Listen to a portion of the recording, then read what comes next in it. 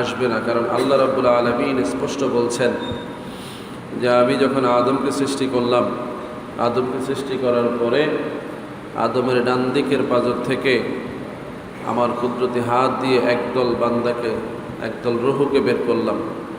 এরা সকলেই জান্নাতি, বলি সুবহানাল্লাহ। বাম হাত দিয়ে আরেকদল বাম পাঁজর থেকে রূহ বের করলাম, মানব সন্তান। এরা সকলেই জাহান্নামী, বলি নাউযুবিল্লাহ। রাসূলুল্লাহ সাল্লাল্লাহু আলাইহি ওয়াসাল্লাম তাকদীর বিষয়ে আলোচনা করতে গিয়ে বলেছেন যে প্রত্যেকটা মানুষের ঠিকানা কি হবে এটা পূর্ব থেকে নির্ধারিত। সাহাবা আজমাইন প্রশ্ন করলেন, ইয়া রাসূলুল্লাহ, তাহলে আর আমল করে লাভ কি? যেহেতু জান্নাতি কারা হবে, জাহান্নামী কারা হবে আল্লাহ নির্ধারণ করে রেখেছে, তাহলে আমল করে লাভ কি? রাসূলুল্লাহ সাল্লাল্লাহু আলাইহি ওয়াসাল্লাম বললেন, এই যে আমল করতে হবে এটাও আল্লাহ লিখে রেখেছেন। যারা জান্নাতি হবে আল্লাহ রাব্বুল আলামিন তাদেরকে দিয়ে জান্নাতি আমলগুলো করায় নেবেন, বলি সুবহানাল্লাহ। আর যারা জাহান্নামী হবে তাদেরকে আল্লাহ জাহান্নামী কাজগুলোই করার সুযোগ করে দেবেন, বলি নাউযুবিল্লাহ। এই জন্য পৃথিবীতে দুই দল মানুষ দেখেই আমরা বুঝতে পারি কারা আল্লাহর দয়া পাচ্ছে আর কারা পাবে না। যারা আল্লাহর দয়া পাবে তারা জান্নাতের পথে হাঁটবে, আর যারা আল্লাহর দয়া থেকে বঞ্চিত হবে তারা জাহান্নামের পথে হাঁটবে। আপনি আমি হয়তো শুধুমাত্র দ্বীনি দায়িত্বের খাতিরে তাদেরকে আহ্বান করতে পারি যে আল্লাহ রাব্বুল আলামিন তোমাকে জান্নাতের দিকে ডাকছেন। আল্লাহ নিজেও বলেছেন যে প্রত্যেকটা বিষয় আমার হুকুমেই সংগঠিত হয়, কিন্তু আমি তোমাদেরকে আমার কল্যাণের দিকে, আমার জান্নাতের দিকে আহ্বান করি। ইন্না আলাইনা লাল হুদা, আমি তোমাদেরকে হেদায়েতের দিকে ডাকি। এই জন্য হেদায়েতের দিকে আসাটাই তোমাদের ইবাদত। সুবহানাল্লাহ। তাহলে উম্মতের সামনে দিক নির্দেশনা দেওয়া আছে যে সব সময় আমরা কি করব? আল্লাহমুখী হয়ে কাজ করব। কোনমুখী? কথা কি বোঝা যায় ভেতরে? বুঝতে পারেন? তাহলে একটু আওয়াজ দেওয়ার জন্য প্রস্তুত থাকেন। মানুষ তো আপনারা দেরিতে আসেন যারা, তারা বেশি ইমানদার, কি কোন ঠিক না? যারা আগে আসেন আপনারা হলেন দুর্বল ইমানদার, এরকম নাকি? আসলে কি যারা আগে আসে মসজিদে এরা ভালো ইমানদার, তাহলে এদের আওয়াজ কম হবে কেন? ভদ্র ইমানদার নাকি? ভদ্রতা না, এটা হচ্ছে আপনি ভালো ইমানদার কিন্তু আপনি আপনার যোগ্যতা সম্বন্ধে গাফেল। জিহাদের ময়দানে আপনি যদি আগে যান, আপনি যদি তরবারি কোষবদ্ধ রেখে দাঁড়িয়ে থাকেন, তাহলে আপনার দ্বারা কি কোনো কাজ হবে? উল্টা আপনি আরও শত্রু দ্বারা আক্রান্ত হবেন। যেহেতু আগে চলে আসছেন, আপনাকে সতর্ক থাকতে হবে যে আপনি হচ্ছেন ময়দানে প্রথম সিপাহী, আপনাকেই আগে আঘাত করতে হবে। কি বলে ঠিক কিনা? এই জন্য যারা মসজিদে আগে আসেন তারা খেয়াল রাখবেন, ইমামের সাথে তারা বেশি কথা বলবেন, এটা আপনাদের হক, এখতিয়ার। পরে যারা আসবে এরা কথা বললে পছন্দ করবো না, কারণ দেরিতে আসছে, না বুঝে যে করলে হবে নাকি? এই কথা বুঝেন নাই? যে কোনো সাবজেক্টের শুরু থেকে শেষ পর্যন্ত যারা শুনে না, তারা মাঝখান থেকে লাভ দিয়ে আসলে বেশি কিছু বোঝে না। এই জন্য আপনারা যারা শুরুতে আসেন আপনাদের ইমান মজবুত। এই জন্য যে আমি ইমানি ইরফানি কিছু কথাবার্তাই বলার চেষ্টা করি, বেহুদা আলোচনা করে আমাকে আপনাদের সামনে ফুটিয়ে তোলার চেষ্টা করি না। সুতরাং আপনারা এই জায়গায় একটু সতর্ক আচরণ করা লাগবে। আজকের বিষয়টি খুতবা থেকেই বলছি, 18 নম্বর খুতবা, নবী চরিত্রের ভিত্তিতে সামাজিক জীবনযাপন পদ্ধতি সম্পর্কিত আলোচনা। নবী চরিত্রের ভিত্তিতে সামাজিক জীবনটা কেমন হবে? আজকে সমাজে অনেক বিষয় নিয়ে আমাদের মধ্যে অস্থিরতা বিরাজ করছে। আজকেও একটা চিঠি পেয়েছি, এখানে দেখলাম যে আছে বাগাদি তৌহিদি জনতার উদ্যোগে প্রতিবাদ সমাবেশ হবে।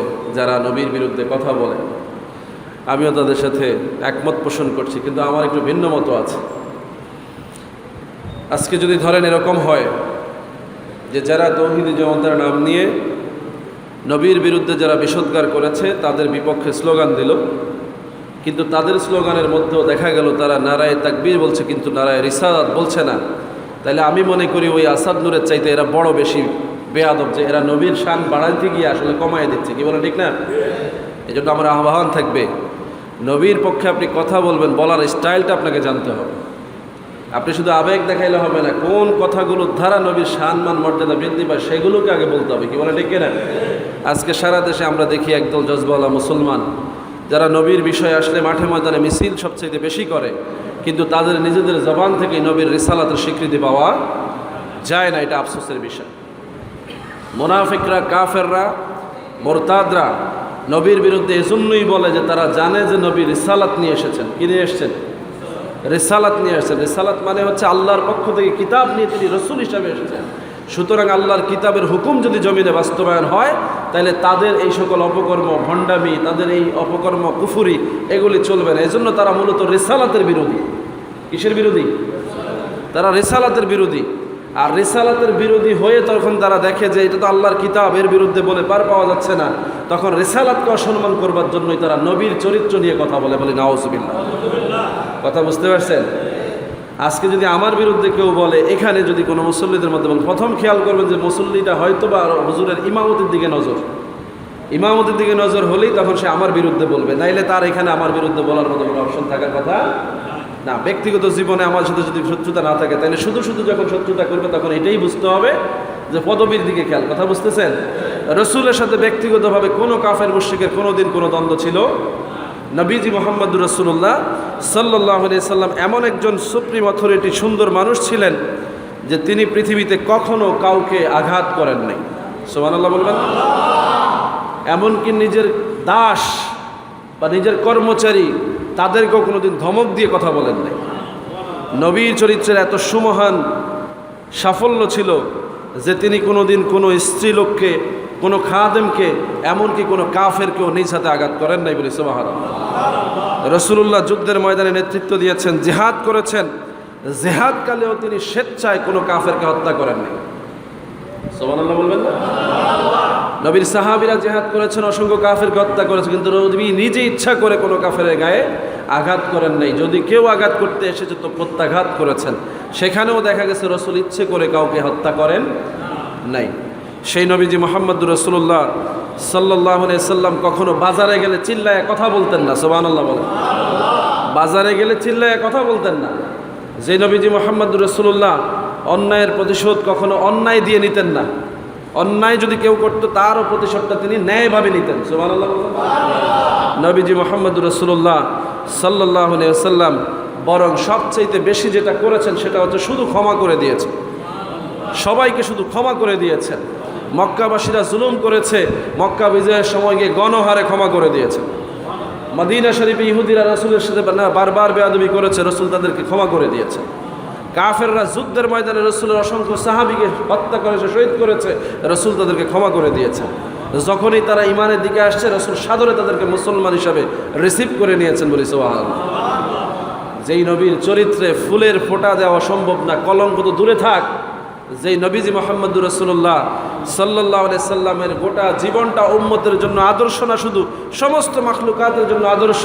আল্লাহ রাব্বুল আলামিন নিজে সার্টিফিকেট দিয়েছেন, লাকাদ কানা লাকুম ফি রাসূলিল্লাহি উসওয়াতুন হাসানা। যে রাসূলকে পাঠিয়েছি ওই রাসূলের চরিত্র সবচাইতে সুন্দর বলি সুবহানাল্লাহ। তাইলে যেই রাসূলকে পাঠাইছে তার চরিত্র সুন্দর, তাইলে তার চরিত্রের মধ্যে অপবাদ দেয় কারা? যারা রিসালাতের বিরোধী, তারা। কি বলেন ঠিক কিনা? সুতরাং রিসালাত বিরোধী যেই হোক সে একই কাতারে মুরতাদ। যদিও সে সুরতে মুসলমান, যদিও সে নারায়ে তাকবীর বলে, তাতে কিচ্ছু আসবে যাবে, কারণ সে রিসালাতকে অস্বীকার করে। কথা বুঝতেছেন? এই জন্য আমি অনুরোধ করব, যারা আজকে প্রতিবাদে মাঠে নামবেন, নারায়ে রিসালাত না বললে আপনারাও ওই কাতারে মুনাফিক আছেন, ওই কাতারে মুনাফিক আছেন। আপনারা ইসলামের পক্ষে কথা বলতে গিয়ে আব্দুল্লাহ ইবনে উবাইর মতো বদরের ময়দান থেকে পালিয়ে যাবেন, এতে কোনো সন্দেহ নাই। গাজওয়া হিন্দ যখন কায়েম হয়ে যাবে, আপনারাও কি করবেন? ময়দানে সবার আগে স্লোগান দিয়ে যাবেন, আবার আপনারাই ময়দান থেকে পালিয়ে যাবেন। এ কথা ইতিহাস প্রমাণ করেছে।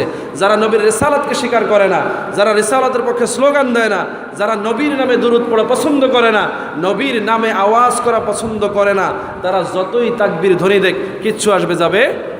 কারণ কারবালার ময়দানেও আমরা দেখেছি নবী পরিবারের বিরুদ্ধে 22,000 ইয়াজিদ বাহিনী নারায়ে তাকবীর ধ্বনি দিয়ে হুসাইনের মস্তকটাকে শরীর থেকে আলাদা করেছে। নাউজুবিল্লাহ। তাদের কি তাও ইমান ছিল?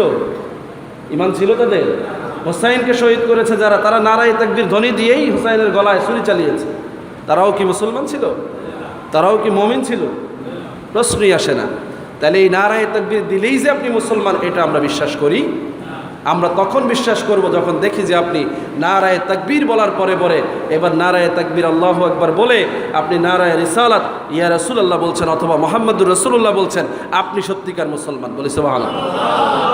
এজন্য ভাইয়েরা, মুনাফিক চিনে নেবেন, মুনাফিকদের সাথে কোনো কাজে যাবেন না, এটা ইমানদারি না।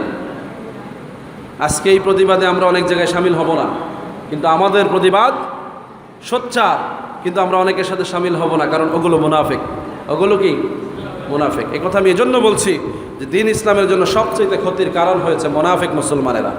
কারা? মুনাফিক মুসলমানেরা, যারা একদিকে নবীকে মন থেকে ভালোবাসতো না, ইসলামের কথা বলতো, আরেকদিকে তাদের মনের মধ্যে কাফেরদের জন্য ভালোবাসা ছিল, কিন্তু কাফেরদের বিরুদ্ধে বলতো। বুঝতে পেরেছেন? নবীর জন্য ভালোবাসা না ছিল না, আল্লাহর পক্ষে বলতো। নবীর জন্য ভালোবাসা অন্তরে নাই, কিন্তু কথা বলে কার পক্ষে? আল্লাহর পক্ষে। আরেক দল হচ্ছে কাফেরদের জন্য অন্তরে ভালোবাসা, মুখ দিয়া বলে আল্লাহর কথা। এই উভয় দল মুনাফিক। কথা বুঝতে পারছি? আর আল্লাহর কোরআনের কথা অনুযায়ী, রসুলের হাদিস অনুযায়ী একটাই সুস্পষ্ট বাণী, ইমানদার তারাই যারা নবীর ব্যাপারে মহাব্বত রাখে এবং যারা জবান দিয়ে নবীর পক্ষে কথা বলে।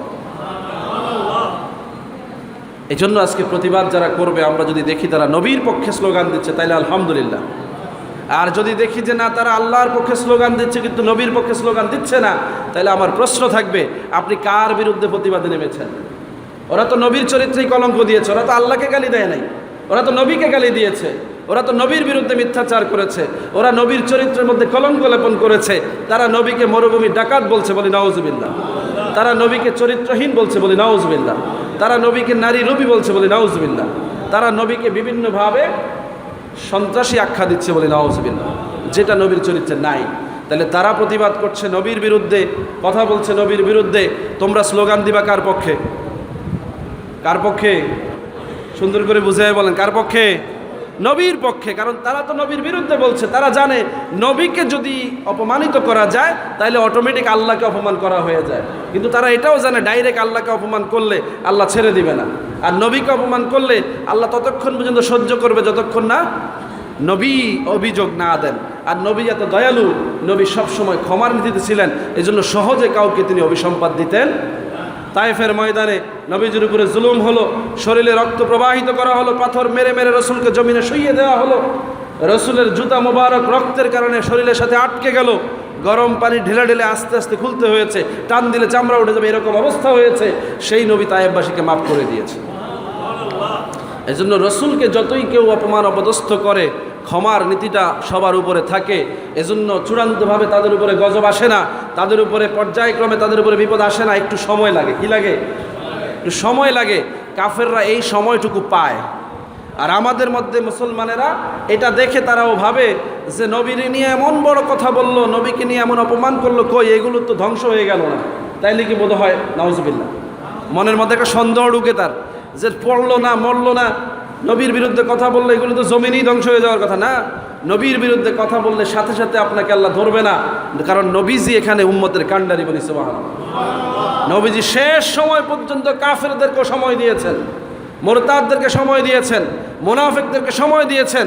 চূড়ান্ত অবস্থায় গিয়েও মুনাফিকদের জন্য দোয়া করার চেষ্টা করেছেন। আল্লাহ তখন বলেছেন, নবী আপনার এত উদারতা, আমি এজন্যই আপনাকে সর্বশ্রেষ্ঠ বানিয়েছি, বলি সুবহানাল্লাহ। কিন্তু আপনি যাদেরকে উদারতা দেখাচ্ছেন, আপনি যদি ৭০ বারও এই মুনাফিকদের পক্ষে দোয়া করেন, আমি আল্লাহ মাফ করব, তাহলে চূড়ান্ত আঘাত করবে কে? সুতরাং সেই আঘাত কখন আসবে সেটা কিন্তু আমি আপনি জানি। সুতরাং আমরা নবীর পক্ষে কথা বলবো। কার পক্ষে কথা বলবো? কাফেররা নবীর বিরুদ্ধে বলছে, মুরতাদরা নবীর বিরুদ্ধে বলছে, জাহেল মুরুক্ষরা নবীর বিরুদ্ধে বলছে, মুনাফিকরা নবীর বিরুদ্ধে বলছে, আমরা নবীর পক্ষে বলবো। কার পক্ষে বলবো? তাহলে নবীর পক্ষে বলতে হলে তাকবীর হবে কি? নারায়ে রিসালাত ইয়া রাসূলুল্লাহ। কি হবে বলেন? নারায়ে রিসালাত, নারায়ে রিসালাত ইয়া রাসূলুল্লাহ। এটা যত বেশি হবে, এটা যত বেশি হবে তত আপনি নবীর পক্ষে, এটা প্রমাণ হবে। কি বলেন? ঠিক না? নারায়ে তাকবীর তো থাকবেই, সেটা তো আমাদের সবার ধ্বনি। বললাম না, মুমিন, মুসলমান, মুনাফিক, বেঈমান কেউ এটাকে বাদ দিয়ে পারবে না, কারণ সমস্ত কিছুর মালিক কে? আল্লাহ। সুতরাং সবার উপরে নারায়ে তাকবীর আল্লাহু আকবার, এবং সবার উপরে নারায়ে রিসালাত ইয়া রাসূলুল্লাহ থাকবে। এটা যদি বহাল রেখে আপনি প্রতিবাদ করেন, তাইলে আমি ধরে নেব আপনি ইমানদার হিসাবে নবীর পক্ষে কথা বলছেন। আর যদি আপনি স্লোগানের মধ্যে দুর্নীতি করেন, কারচুপি করেন, ওদিকে কাফের মুরতাদের বিরুদ্ধে বলেন, তাহলে বোঝা গেল আপনি তাদেরকে ময়দানে সময় করে দিচ্ছেন। কিভাবে সময় করে দিচ্ছেন দেখেন, গ্রামে একদল বাজে দরবারি আছে, অন্যায়কারীকে প্রশ্রয় দেওয়ার জন্য তারা দরবারে গেলেই প্রথমে যে অন্যায় করছে তারা গিয়ে 2-3টা ফায়দাবত দিয়া লায়, এমন ভাব যে খুব উপযুক্ত বিচার করছে, অথচ তার অপরাধ আরও বড়। অপরাধ কি? ধরেন একজনের ইজ্জত নষ্ট করেছে, সম্মানহানি করেছে, এখন বিচারক গিয়ে তারে কি করলো? 10টা জুতার বাড়ি দিয়ে দিল। কয়টা জুতার বাড়ি? এটা কি উপযুক্ত শাস্তি? এটা দিয়ে কি করলো? সে মানুষের ব্রেনের মধ্যে একটা হ্যামার চালাই দিল যে দেখেন আমি তো আইসা তার বিরুদ্ধেই প্রথমে অ্যাকশন নিছি, পরবর্তীতে দেখা গেল যে সে সামান্য সাজা দিয়া তারে পার করে দিতেছে। এরকম আছে না নাই? আজকে জমিনের মধ্যে আমরা দেখি এরকম মুসলমানের সংখ্যা বেশি, যারা কাফের মুরতাদদের বিরুদ্ধে স্লোগান দিতে রাস্তায় যায়, খুব সূক্ষ্মভাবে তারা তাদের বিরুদ্ধে বলে, কিন্তু নবীর পক্ষে কোনো আওয়াজ করতে রাজি। তারা নবীর দুরুদের বিরুদ্ধে অবস্থান নিয়ে আছে, তারা নবীর মিলাদের বিরুদ্ধে অবস্থান নিয়ে আছে, তারা নবীর কিয়ামের বিরুদ্ধে অবস্থান নিয়ে আছে, তারা নবীর সালাতু সালাম পড়তে দেয় না, আজানের আগে দুরুদ পড়তে দেয় না, জানাজার পরে দোয়া করতে দেয় না, কিন্তু আবার তারাই গিয়ে রাস্তায় সবচেয়ে বেশি স্লোগান দেয়। তাইলে আমরা কি ধরে নিতে পারি না যে এরা প্রত্যক্ষভাবে রসুলের শান মানকে ধ্বংস করে দিচ্ছে, আর যখন কেউ প্রকাশ্যে কিছু বলছে তখন এরা গিয়ে প্রতিবাদের অভিনয় করতেছে? কি বলা ঠিক না? আমার এই বলায় হয়তো কেউ খুশি হবে না, কিন্তু আমি এটা বলছি, আপনার ইমানকে পরিশুদ্ধ করেন, আপনার ভিতরের ইমানটাকে সত্যিকার অর্থে জাগান। প্রতিবাদ যদি করতেই হয় তাহলে সর্বসত্তা নিয়ে করেন, পরিপূর্ণ ইমান নিয়ে করেন, আপনি এই প্রতিবাদের কারণে জান্নাতি হবেন। কারণ যারা নবীর পক্ষে ভালোবাসা দেখাবে তারা নবীর সাথে জান্নাতি হবে, তাদের ঈমান আছে, এটাই প্রমাণ। কি বলেন ঠিক কিনা? রাসূল বলছেন, লা ইউমিনু আহাদুকুম হাত্তা নাকুনা হাব্বা ইলাইহি মিন ওয়ালাদিহি ওয়া ওয়ালিদিহি ওয়ান নাসি আজমাইন। নবীকে যারা মহব্বত করবে তাদের কাছে তাদের সন্তানের চাইতে, মা বাবার চাইতে, সমস্ত মানুষের চাইতে নবী বেশি প্রিয় হবে, বলি সুবহানাল্লাহ। তাইলে সেই প্রিয় নবীকে যদি তুমি নবী বলে স্বীকার করো, তার পক্ষে যদি স্লোগান দিতেই চাও, নবীর রিসালাতকে তোমার ভালো লাগে না কেন? নবীর মিলাদ কেন তোমার ভালো লাগে না? নবীর দুরুদ কেন তোমার ভালো লাগে না? নবীর জন্য লোকেরা একটু আয়োজন করে বসে একত্রিত হয়ে নবীর জীবনী আলোচনা করবে, নবীর মিলাদুন নবী পালন করবে, সেগুলো তোমার কেন ভালো লাগে না? তুমি আসলে কোন তরিকার মুসলমান? তুমি কি কাফেরদের সাথে আতাত করে জমিনে ফয়সালা করতেছো, না তুমি মুমিনদেরকে ধোঁকা দিয়ে তাদের সাথেও সম্পর্ক রাখো আর এদের সাথেও সম্পর্ক রাখো? আল্লাহ আমাদেরকে হেফাজত করুন, সকলে বলি আমিন। আমাদের মুসলমানদের অবস্থা হচ্ছে, আমরা খুব সামান্য কিছুতেই লোভী হয়ে যাই। কি হয়ে যাই? দেখেন, প্রসঙ্গক্রমে ওয়াজ করতেই হয়। জিলাপি আমার কাছে একটা চমৎকার বিষয়, এটা তোবারক। কি? এটা একটা নিয়ামত। কেন? এটা একটা নিয়ত আছে। কি আছে? এখানে যখন মিলাদ হবে, দোয়া হবে, এরপরে মুসল্লিদেরকে মিষ্টান্ন খাওয়ানো হবে। নিয়ত এটা না? না এমনি এমনি দিয়ে দিবে? দিবে না। তাহলে নিয়ত পূরণ হওয়ার আগে এটা তোবারক হয় না। এমনিতে দোকান থেকে কিনে খেলে এটা জিলাপি হয়, আর যখনই কোনো দোয়া মিলাদের পরে খাওয়া হয় তখন এটা তবারক হয়ে যায়, বলি সুবহানাল্লাহ, বরকতময় হয়ে যায়। জিনিস কিন্তু একই। বুঝাইতে পারছি? নবীর প্রতি মহব্বত প্রকাশটা ঠিক এমনি। আপনি যখন সত্যিকার অর্থে নবীর সুন্নত, নবীর চরিত্র, নবীর গুণাবলীকে মহব্বত করে প্রতিবাদ করবেন, সেটা হবে সত্যিকার অর্থেই মহব্বত। আর যখন আপনি নবীর চরিত্রের বিরুদ্ধে নানাভাবে ষড়যন্ত্র করে প্রকাশ্যে গিয়ে বলবেন নবীর উপরে অপমান করাতে আমাদের কলিজায় লাগছে, এটা হবে মুনাফিকি। কথা বুঝতেছেন? এই জন্য ভাইয়েরা, আমরা প্রতিবাদ জানাচ্ছি, প্রতিবাদ করব, আবার আল্লাহর ফয়সালার জন্য অপেক্ষা করব। আমরা জমিনের মধ্যে ফিতনা ফাসাদ এই পর্যায়ে করতে চাই না যেটা নবী করেন নাই। কি বলেন ঠিক কিনা? নবীও শেষ পর্যন্ত আশা করেছেন যে এই কাফের মুশরিকরা আল্লাহর কোরআনের রাজত্ব বুঝবে, নবীর চরিত্র বুঝবে, বুঝে তারা মুসলমান হবে। হয়েছে অনেক, হয় নাই? যারা বদরে রসুলের বিরুদ্ধে যুদ্ধ করেছে, পরবর্তীকালে তারা উহুদে আবার মুসলমানদের পক্ষেই কাফেরদের বিরুদ্ধে যুদ্ধ করেছে। সুবহানাল্লাহ। যারা মক্কা থেকে রসুলকে বের করে দিয়েছে, তারাই আবার রসুলকে মক্কায় রিসিভ করেছে, বলি সুবহানাল্লাহ। যারা মক্কার জমিনকে নিজেদের জমিন বলে দাবি করে নবী মুহাম্মদকে দেশ থেকে বাধ্য করেছে, তারাই আবার যখন রসুলকে এই মক্কা বিজয়ের পরে আকাঙ্ক্ষা করেছে, মোহাম্মদ যদি আমাদের বিরুদ্ধে ব্যবস্থা নেয় আমাদের কোনো আপত্তি নাই, মোহাম্মদ যদি আমাদেরকে ক্ষমা করে দেয় তাহলে আমরা ইসলাম গ্রহণ করব। শর্ত দেয় নাই, বিনা শর্তেই নবী বলছেন তোমাদেরকে মাফ করে দিলাম। অসংখ্য কাফের মুশরিক মুসলমান হয়েছে, আবার কিছু কিছু মুসলমান কাফেরদের সাথেও যোগ দিয়েছে, এরকমও ছিল। সেরকম মুরতাদও সেই যুগেও ছিল। সুতরাং এই যুগে আমাদের মধ্যে এরকম অসংখ্য মুনাফিক মুসলমান আছে যারা হামতাম করে বেশি, কামের বেলায় বাধা দেয়। কথা বুঝতেছেন? আমাদের মতো সাধারণ মুসলমানরা আমরা সারা বছর নবীর দুরুদ পড়ি, নবীর মিলাদ পড়ি, সালাম দেই, কিয়াম করি, আমরা নবীকে মহব্বত করি কি করি না, এটা কি আল্লাহর দরবারে লেখা হবে না? আর তারা বছরে একবার সুযোগ পাইলে ইস্যু বানায় যখন প্রতিবাদে যায়, আমরা না গেলে তখন মন্তব্য করে হেরা তো আইলো না। আমাদের তখন চিন্তা হয় যে আমরা কাদের সাথে যাব, তারা কি সত্যিকার অর্থে মুমিন কিনা, তারা কি সত্যিকার অর্থে নবীর রিসালাতের পক্ষে কথা বলছে কিনা, না তারা সমাজে গিয়ে মানুষকে ফাঁকি দিয়া আরও বেশি মুরতাদ বানানোর চেষ্টা করতেছে, বলি নাউজুবিল্লাহ। এটা ভাবা লাগে, কি বলেন ঠিক না? এই জন্য আমি বলবো প্রতিবাদে আমরা একমত আছি, কিন্তু অবশ্যই যার তার সাথে প্রতিবাদে যাব না। প্রতিবাদ কার সাথে করব, তাদেরকেও আমাদের আহাল হতে হবে, কি বলেন ঠিক না?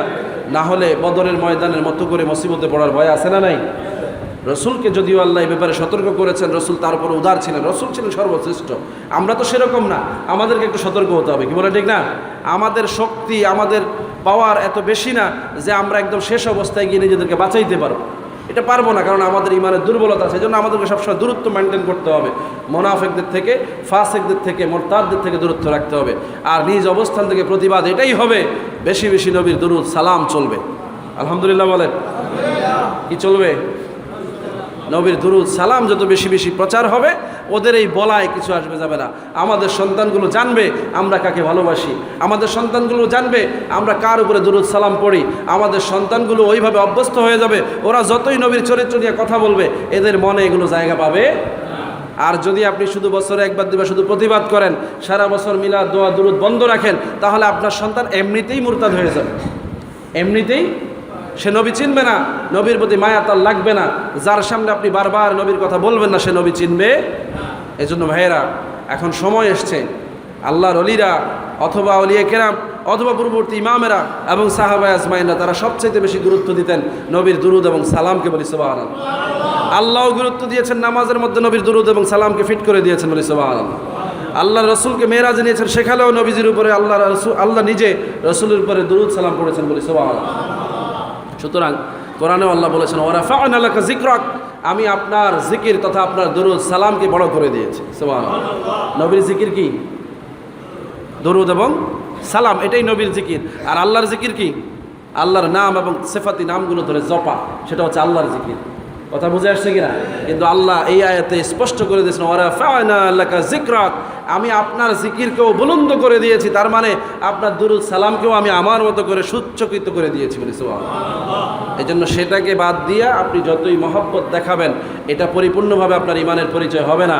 ওটাকে বহাল রেখে যদি আপনি কথা বলেন, এটা তাদের জন্য মিসাইল ক্ষেপণাস্ত্র হবে, এটা তাদের কলিজায় আঘাত করবে, এটা তাদের মুরতাদ সালতানাতকে ভেঙে তছনছ করে দিবে, তাদের উপরে গজব আসতে দেরি হবে।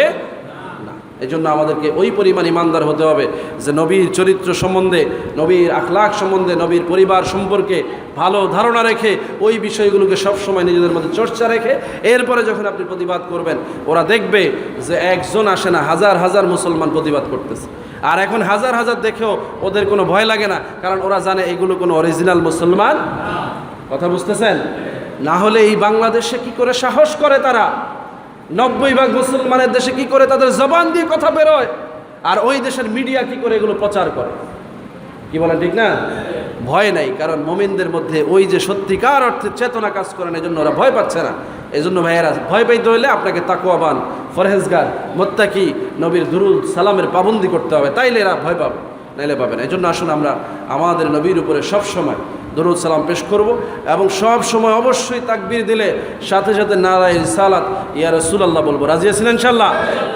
নবীর রিসালাতকে অস্বীকার করে শুধু নারায়ে তাকবীর দেওয়া লোকেরা, এরা সত্যিকার অর্থে মুমিন নয়।